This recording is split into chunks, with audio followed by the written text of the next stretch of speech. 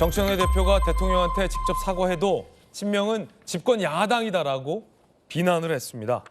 정청래 대표가 직접 대통령한테 사과했습니다.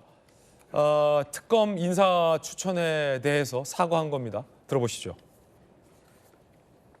앞으로는 특검 또한 철저하게 인사추천위원회에서 검증하고 그리고 올바른 사람인지 토론하고 그래서 최고위로 올라와서 다시 한번 점검하고 이렇게 해서 이번과 같은 이런 인사사고를 막도록 시스템을 정비하도록 하겠습니다. 오늘 다시 한번 대통령께 누를 끼쳐드린 점에 대해서 대단히 죄송하다라고 다시 한번 사과의 말씀 드립니다. 인사 검증에 있어서 취약점이 있었다, 몰랐다. 라는 취지의 사과를 한 겁니다. 사실 이 당 지도부가 친명계 지도부와 상의도 하지 않고 이 대통령이 불편해하는 인사를 올렸다라는 게 친명계 반발이었습니다. 결국 정 대표가 인정하고 사과한 건데 들어보시죠. 전윤철 변호사는 쌍방울 김성태 회장의 변호인으로 김성태를 위해 대통령을 끌어들여 재판까지 받게 만든 인물입니다. 그런 그를 특검 후보로 추천했다는 것은 단순 실수로만 치부할 수 없는 뼈아픈 실책입니다. 제2의 체포 동의안 가결 시도와 다름없다는 게 지금 당원과 지지자들의 시각인 듯합니다. 도저히 납득이 되지 않습니다. 최소한의 상황이식을 했다면 있을 수 없는 일이 벌어진 겁니다. 2차 종합특검 후보 추천, 비공개 합당 문건 문제, 당에 대한 신뢰와 원칙이 무너졌습니다. 무너진 신뢰는 말이 아닌 행동과 함께 할 때 회복할 수 있다는 점을 명심해야 합니다. 제2의 체포동의안 시도다라는 얘기도 있었어요. 믿기 어렵다, 실수라고 보기 어렵다 이런 반응도 있었습니다. 김주영 의원님, 정청래 대표는 검증을 잘못했다라고 하는데 이 사실은 이 전 변호사에 대해서 네이버 검색만 해보더라도 어떤 인물인지에 대해서 특히나 이 논란이 됐던 대북송금 건과 관련해서 쌍방울 회장을 변호했다라는 이력은 네이버 검색만 해도 알 수 있다 이런 반론도 지금 나오고 있거든요. 네. 얼마 전에 동아일보가 단독해서 난리가 났었던 합당 대외비 문건 같은 경우도 네. 결국은 우리 김유정 의원님이 예상하신 것처럼 당직자가 했다. 나는 몰랐다. 정청래 대표 이런 말씀하셨는데 그때 믿기지 않는다고 말씀하셨거든요. 요 특검 인사 추천과 관련해서도 몰랐다는데. 그러니까 당이 사실은 대통령이 여러 가지 이제 부동산 정책 포함해서 여러 가지 정책 이슈들을 얘기를 하고 있고 또 국회에서 법안 처리가 늦어지고 있는 점에 대해서 답답함을 토로하고 했는데 집권 여당이 이거를 뒤에서 좀 뒷받침하는 그런 역할을 제대로 못하고 있다는 점에서 지지자들의 답답함, 그다음에 비판의 목소리가 있었던 게 사실이에요. 네. 그런데 거기에 더해서 지금 이 합당 문제로 이렇게 당내 분열과 갈등을 불러일으키고 있는 이 자체에 대해서도 여러 가지 문제가 노정이 되어 있는데 거기에 더해서 완전히 이제 폭발하게 만든 어떤 기폭제 역할을 한 것이 바로 2차 특검 추천하는 데 있어서 검증 실패라고 저는 생각을 합니다. 그래서 처음에는 박수현 수석을 통해서 대리 사과 비슷하게 했다가 재차 사과하는 당대표가 이제 이런 양상으로 가고 있는데요. 근데 이거 그냥 검증 실패라고 하기엔 너무 김관선 변호사님 내비게이션 좀 꺼주세요. 이게 갑자기 마이크를 타고 신호 위반이라고 계속 더 갑자기 시간 드릴게요. 아니 이게 갑자기 왜 내비게이션 돌아가가지고 그러니까 이거 뭐 해킹된 거 아닙니까 혹시? 북한 해킹 아닙니까? 그런가 봐요. 예. 갑자기 내비게이션 돌아가네. 본인이 제일 당황하셨을 텐데 계속되면 또 당황할 수 있어서 제가 일부러 시간 드린 겁니다. 시청자분들 다 양해해 주시라고 믿고요. 갑자기 내비게이션. 아니 근데 이 그래서 검증 실책이라고 하기에는 너무 이거 그냥 간단한 거 아닙니까? 간단하죠. 그래서 저는 너무 이걸 당에서 조금 방심했던 게 아닌가. 방심? 예, 이런 식으로 검증을 허술하게 해놓고 그냥 넘어갈 수 있을 거라고 생각했나? 그런 생각도 들고요. 그래서 왜 처음에 조국혁신당하고 민주당에서 각각 추천한 것을 한 사람을 대통령에 임명하게 돼 있잖아요. 네. 그래서 조국혁신당 추천한 사람에 대해서 후보자가 특검으로 임명이 됐을 때 이거 뭔가 이상하다라고 모든 사람들이 생각했던 거잖아요. 그런데 이제 그 이면에 이런 것들이 숨어 있는데 이거는 그래서 이걸 몰랐다라는 말로 면피하고 지나갈 수 있을 것인가 저는 상당히 어려운 것 같고요. 그래서 몰랐다는 말로 면피하고 지나갈 수는 없다. 네, 지나갈 수 없다고 생각하고요. 적어도 또 사전에 최고위원들이나 왜 자꾸 의논을 안 하죠? 최고위원들하고 왜 그다음에 자꾸 상의를 안 해? 왜 상의를 같은- 안 하죠? 같은 최고위원들 아니에요? 친명 따로 비명 따로 서로 회의하는 겁니까? 아니, 최소 일주일에 최소 세 번은 최고위를 하잖아요. 네. 그런데 이걸 논의를 안 한다는 것도 난 이해가 안 되고요, 저는. 이해 안 되는 게 투성이다. 예, 그리고 법사위원들도 몰랐다는 거잖아요. 네네. 그러니까 도대체 인사 추천을 당에 이렇게 뭔가 시스템이 이게 망가지고 있다는 네. 생각도 한편 들고요. 그래서 합당 문제 때문에 부글부글 하고 있던 차에 이 2차 특검에 대한 추천 이 문제가 저는 사실 청와대를 폭발하게 만든 게 아닌가. 오. 저는 그런 생각이 들어요. 그래서 당이 도대체 어떤 방향으로 가고 네. 있는가. 집권 여당이 사실 집권 여당이면요 원내대표가 굉장히 부각이 되고 역할을 많이 하게 되지 당 대표는 사실은 조금 이렇게까지 부각된 적이 별로 없었던 것 네. 같은데 그렇다면 정권이 좀 잘하게 방향으로 조금 서포트도 하고 그런 방향으로 가져야 되는데 오히려 방해가 되는 역할을 당이 하고 있다라는 그런 느낌을 갖게 하니까 지지자들 입장에서는 참 답답하다. 네. 민주당 뭐하냐 이런 말이 나오게 되는 거죠. 급기야 반대쪽에서 또 이 정청래 대표 쪽에서는 아니 대표가 사과까지 했는데도 너무하는 거 아니냐라는 반격 아닌 반격도 있습니다. 왜냐하면 친명 조직인 더민주 전국혁신회의에서 정청래 대표 지도부를 일컬어 집권 야당의 폭주라고 집권 여당 대표한테 야당이라고 했어요. 자 일단 이건태 의원은 당내 신뢰 위기이자 리더십의 위기, 이성윤 사퇴와 문정복 사과. 그런데 충격적인 건 더민주혁신회의 입장입니다. 집권 야당의 폭주 지금 멈춰라. 정청래 대표로 야당이라고 하는 겁니다. 자 그러면 옆에서 듣던 야당은 뭐가 되나요? 김희정 장관님 여당도 하고 야당도 하면은 다 하는 건데 네. 아니 여당 대표한테 급기야 지난 전당대회에서 이 친명계 박찬대 의원을 꺾고 당선된 정청래 대표가 실수 몇 개 했다고 선이 야당이라뇨. 이건 좀 지나친 거 아니냐라는 게 또 이 친청계의 반발인 것 같은데 어떻게 보십니까? 그러니까 그 보는 국민들 말고 민주당 안에서도 좀 황당했을 것 같고요. 보는 국민들도 황당합니다. 뭐냐면 민주당 안에서도 무슨 대통령 사위감이나 며느리감 고르는 겁니까? 왜 개인적인 원한을 가지고 이 사람 된다 안 된다 얘기를 하죠? 1차 특검에서 가장 문제됐던 민중기 특검 그러면 검증해서 걸렀습니까? 그분은 본인이 주가 조작에 거의 참여한 의혹이 제기가 됐고 본인 고교 대학 동창이 있었고 사회 이사까지 자기 그 대학 고교 동창들이 있었는데 그거 상장 폐지되기 직전에 팔고 나와서 1억 3천 돈 해먹은 거 그거 나오지 않았습니까? 그런데 그 해당 주식 관련돼서 그 김건희 여사도 거기 투자했다라고 해서 조사 대상에 포함이 돼 있었거든요. 네. 만약에 검증이 제대로 돼야 된다면 민중기 특검 같은 사람이 그런 검증을 통해서 특검이 안 됐어야죠. 그럼 그때는 아무 말 안 해놓고서 이번에 문제가 되는 이분은 도덕적으로 무슨 문제가 있습니까? 아니면 뭐 실력이 없습니까? 그게 아니라 그냥 대통령의 법적 리스크 관련돼서 반대편에서 있었던 반대편도 아니네요.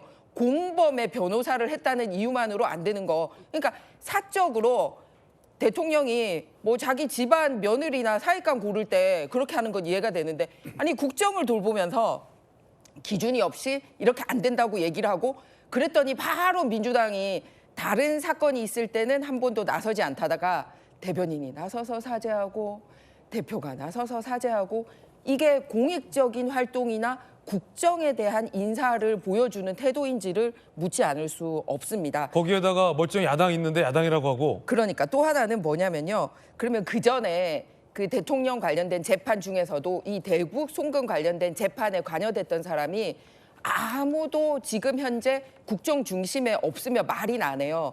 그때 같이 지금 이재명 대통령 재판만 멈췄지 나머지 사람들은 다 유죄 받았거든요. 네. 그런데 잘 아시다시피 그때 그 브로커 역할을 했던 안보수 회장의 변호사를 맡았던 분이 바로 지금 이 특검 문제에 대통령실에 총괄을 하고 있는 민정수석을 하고 있습니다. 예. 그리고 대통령 입장에서 변호하셨던 분은 뭐 이건태 의원이나 박균택 의원들 다 배지 달았잖아요. 배지 달았다. 그런데 똑같은 사건에서 김성태 회장의 변호사였던 사람은 특검에 추천하지 말라라고 얘기를 하는 게 무슨 기준인지가 굉장히 궁금하다는 말씀이고, 그런데 당장 나와서 이런 사람을 추천했다고 해서 뭐 야당이냐? 듣는 야당 상당히 기분 나쁩니다. 듣는 야당 예. 기분 나쁘다. 우리가 야당이다. 여야 다 하냐 이거군요. 야, 굉장히 이례적입니다. 여당 내에서 대통령 쪽과 당대표 쪽이 나뉘어서 신경전을 벌이는 일은 왕왕 있었지만 아무리 그게 거친 수위의 말이 오간다 해도 여당 대표에게 집권 야당이라는 표현을 썼던 적은 없었습니다. 그만큼 양쪽의 갈등이 첨예하다라는 반증이다라는 분석이 많은데 김희정 장관께서는 아니 대통령 불편한 사람 추천했다고 도덕적 하자가 있는 것도 아닌데 이게 이럴 일이냐 웃기다라고 강하게 비판하셨고요. 김희정 의원께서는 당 지도부가 국정의 발목이 되고 있다라며 당 지도부를 또 강하게 비판했습니다. 여러분은 어떻게 생각하십니까? 그런데 듣던 친청계도 가만히 있지 않았습니다. 특히나 이 인사를 추천했던 이성윤 의원은 아니 할 만한 인사다라고 얘기했고 김어준 씨는 전두철이 했어도 됐다라며 거들었습니다. 들어보시죠. 친년도 아니고 윤석열한테 핍박받고 윤석열한테 확실히 당한 사람이네요. 제가 세심히 잘 챙겼어야 되는데. 근데 어쨌든 본인은 김성태를 변호한 게 아니고 대북 성공을 한 것도 아니기 때문에 전준수 변호사는 나는 이게 문제가 될 줄 아예 몰랐기 때문에 그렇죠. 이거를 만약 문제가 될 줄 알았다면 이성윤 의원한테 미리 말했겠죠. 예, 저도 아직 물어봤었습니다. 혹 찜찜한 거 있냐? 그런 거 없다 했었고요. 어쨌든 그런 이유로 열받은 쪽은 열받을 만한 이유가 있었던 것이고 이거 문제 없다고 생각하는 쪽도 문제 없다고 생각한 이유가 있었던 건데 이제 다 결과를 알고 보니 해도 됐었던 인사인 것 같긴 해요. 저는. 그 인사 추천했다고 반역 얘기까지 친명계에서 나왔고 야당이다. 집권 야당의 폭주다라는 얘기까지 나왔는데 이성윤 의원, 김어준 씨는 유튜브에서 이거 해도 됐던 인사인데 뭐 라고 재반박을 한 거예요. 김광삼 변호사님. 저도 인사로 보면 해도 되는 인사다 그렇게 봐요. 이번에는 그 뭐 친청계가 맞다. 그렇죠. 저 김어준에 동의한 지 한 번도 없는데 제가 처음으로 동의하는 것 같아요. 동의하네요. 왜냐하면 제2종합특검이잖아요. 네네.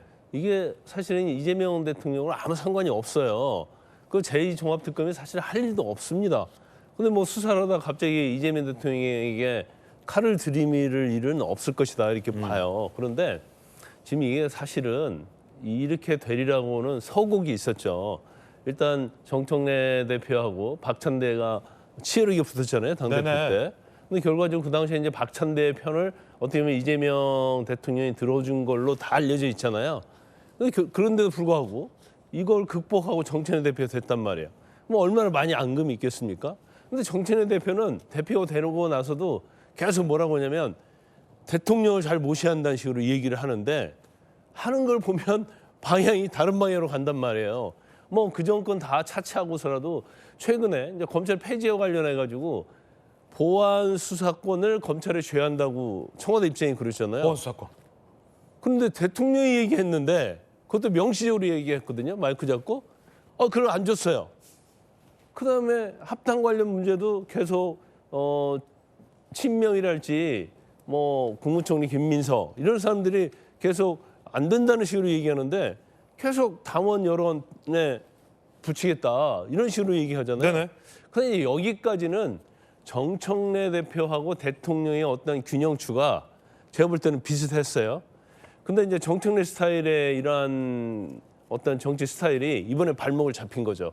그러니까 뭘 하려고 하면 최고위원들 회의해야 하고 정상인 절차를 거치고 대통령 쪽 의견을 드려야 하는 거 아닙니까? 제2종합특검 같은 경우 특검도 대통령이 임명하잖아요. 그럼 일단 원내하고 그다음에 최고위원 보고해야 하고 그다음에 대통령실하고 상의해야 하는데 이게 전혀 없이 그냥 떨렁 전주철 변호사를 특검으로 딱 추천해버렸잖아요. 근데 대통령 입장에서 딱 보면 어떻게 보면 이런 표는 어쩔 모르겠지만 한 건 잡은 거죠. 왜냐하면 전에 것은 민주당 내부의 문제고 입법권에 관한 문제이기 때문에 대통령이 거기서 왈가왈부 명시적으로 할 수가 없어요. 하지만 특검에 대한 임명권은 누가 갖고 있어요? 대통령이 갖고 있잖아요. 그러니까 이거 거의 한 3일 동안 아무 얘기도 안 하다가 갑자기 조국혁신당이 추천한 사람을 딱 임명하면서 이런 경우 어디 있냐고 하면서 딱 한 거예요. 그러면 사실 이재명 대통령을 지지하는 민주당 내 세력들하고 친명 세력들의 입장에서 보면 이건 엄청나게 좋은 건수가 되는 거죠. 그래서 아마 제가 볼 때는 조국혁신당과 합당도 사실은 이거에 의해서 굉장히 동력을 상실할 가능성이 크다 이렇게 봅니다. 하지만 당이론만 따지면 이 인사 전주철 변호사 특검으로 추천하는 게 뭔 그렇게 잘못한 거냐? 그렇죠. 라는 의견에 동의한다라는 개인적인 견해 주셨습니다. 이 인사를 추천했던 이성윤 의원도 이렇게 항변했습니다. 음모론 의혹 제기다라는 겁니다. 자, 그러자 듣던 친명계에서는 전주철 대변인이냐라며 또 발끈했다고 합니다. 들어보시죠. 전준철 변호사가 법인 소속 변호사로서 쌍방울 사건에 이름을 올린 건 이미 진행했던 동료 변호사들의 요청이었고 변론 담당 부분도 쌍방울 측 임직원들의 횡령 배임에 관한 것이었지 김성태 본인이나 김성태 대북 송금 조작 의혹 사건과는 무관한 부분이었다고 합니다. 일부에서 제기하는 것처럼 전준철 변호사가 대북 송금 조작 의혹 사건의 변호인이 아니었다는 점을 먼저 말씀드립니다. 특검을 전가하는 과정에서 정치적 해석과 음모론적 의혹이 제기되는 것이 안타깝습니다. 윤석열 처음 들어가서 우리가 전주철 대변인이 아니잖아. 아니 지금 우리 대표 혼자의 공동 책임이 아니라 공동 책임을 지금 우리가 전주철 지금 제 대변인처럼 이야기하는 게 전주철 대변인이냐라는 얘기까지 했습니다. 불만을 터뜨린 것이죠. 집권 야당 정청래 대표가 직접 사과했지만 갈등은 봉합되지 않고 있다. 야당, 집권 야당의 폭주. 굉장히 어찌 보면 정 대표에게는 모욕적인 얘기일 수도 있는 건데 여당 대표 아니다 뭐 이런 말이잖아요. 어떻게 보십니까? 야당이 제 역할을 못하니까 이제 민주당 안에서 야당 찾나 봅니다. 이것도 그렇게 연결할 건 아니고요. 그 감정이 격해지면 감정적 언어 요즘에 많이 나오고 있는데요. 좀 선은 지켜야 될 것 같습니다. 선 좀 지키자. 예. 뭐 양측이 다 마찬가지입니다. 이현주 최고위원도 좀 과한 비판으로 말씀하셨죠. CCBB를 떠나서 어떤 사안에 대해서 상호 비판하고 답을 찾아가는 과정에서 얼마든지 격한 논쟁이 있을 수 있지만 이 논쟁이 끝난 후에 그 논쟁을 벌였던 지도부 간에는 뭐 어떤 계기를 통해 풀 수 있습니다만 그게 영향을 미친 당원들 간의 이 갈등은 쉽게 치유되지 않습니다. 그런 부분까지 고려해야 되지 않을까 싶고요. 일단은 특검 추천 문제 관련해서 아까 뭐 사후적으로 했어도 되는 인사다. 저는 동의하지 않습니다. 만약에 실제 이런 사안에 대해서 지도부 차원 또 법사위의 일종의 스크린 절차를 거쳤다면 당연히 추천하지 않았을 것으로 봅니다. 이건 단순하게 쌍방울의 변호인이었다는 그 사실 자체만으로 문제가 되는 건 아닙니다. 일단 특수부 특수통이었던 검찰 출신이라는 점도 있고 변호인으로서 어느 정도 역할을 했는지에 대해서 아까 이성윤 최고위원이 얘기하는 것과는 좀 더 다른 내용도 나옵니다. 실제 관여 정도가 좀 달랐다는 부분도 있고요. 이런 부분에 대해서 사실 충분히 검토되지 않았던 거는 사실 아닙니까? 특히 이제 이런 상태에서 만약 그대로 임명이 됐다고 하면 사후적으로 그런 사실이 알려지면 특검의 불편 부당함이 없어야 되는데 지지자들 사이에서도 이 수사 결과라든가 뭔가 나올 때마다 문제제기가 나올 수밖에 없는 상황이 될 겁니다. 그냥 수사력이 부족하다라든가 이런 정도 비판을 넘어서서 이걸 진영의 문제, 당파의 문제로 자꾸 보거나 대통령과의 관계 문제로 수사 과정에서 문제가 된다면 특검 수사 제대로 되겠습니까? 이런 부분 때문에 충분한 사전 검증이 필요했다는 것이고 정청래 대표도 적어도 검증 실패, 그래서 그게 대통령에게 누가 됐다 사과하는 거 아니겠습니까? 아마 실력, 수사력에 있어서는 뭐 인정할 수 있는 부분이 있을 수 있지만 이 2차 종합특검은 그것만으로 할 수는 없는 거죠. 특히 김건희 특검 최근에 이제 이따가 얘기를 합니다만 재판 과정에서 여러 가지 공소기각이라든가 무죄 판결이 나오고 있는데